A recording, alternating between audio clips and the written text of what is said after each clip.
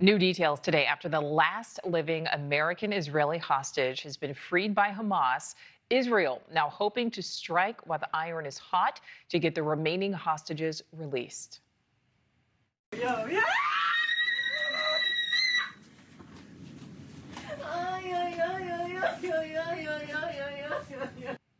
Screams and tears of joy as Edan Alexander hugs his mother for the first time in 19 months. Israel hoping to negotiate for more hostages, but Hamas saying it was the U.S. team, not Israel's military force, that got Alexander released.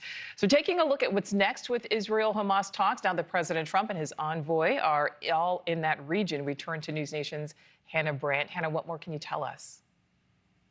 Nichole, Israeli Prime Minister Benjamin Netanyahu says today he met with U.S. Special Envoy Steve Witkoff and U.S. Ambassador Mike Huckabee to talk about further hostage negotiations. And now Netanyahu is planning to send a whole team of negotiators to Doha tomorrow to continue those discussions to try and get Hamas to free more of the hostages. Now, that overlaps with President Trump's trip through the Middle East, which he's on right now. You can see there. He is also scheduled to stop in Qatar tomorrow. And as you mentioned, this all comes as the leaders are celebrating that homecoming of Israeli-American hostage Edan Alexander. You see those emotional moments there. Alexander was released yesterday by Hamas as a gesture of good faith towards the U.S. in hopes of helping with ceasefire negotiations. And Special Envoy Witkoff says he did get the chance to personally welcome Alexander home. That's what you're seeing pictures of on your screen there. And Prime Minister Netanyahu spoke to both Alexander and Witkoff over the phone following that homecoming.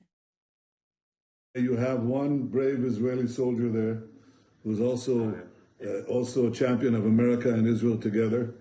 And we're very, very happy and very grateful to the help that you and President Trump gave us. And Mr. Prime Minister, I've told Edan and his family everything that you have done to make this possible over the last several days.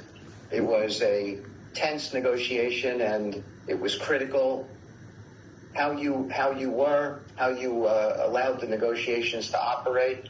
And that's in large part the reason that Edan is home with his family today. But Prime Minister Netanyahu saying today there is no way Israel is going to stop its war with Hamas, adding that he'll only agree to a ceasefire temporarily to get more hostages out safely, but then Israel would resume fighting until the end. While Hamas has said it only plans to release more hostages in exchange for a lasting ceasefire. So as you see, Nichole, those positions could really complicate these ongoing negotiations. Yeah, and we could continue to see more of the same. All right, so Hannah, U.S. leaders also saying they are working to try to free those remaining hostages. What more can you tell us? Well, U.S. Special Envoys Steve Witkoff and Adam Bowler met with the families of those hostages in Israel. They say they're keeping their focus on bringing all of the hostages home. They have those same goals as Israel. And they also say they believe Alexander's release does increase the chance of that happening.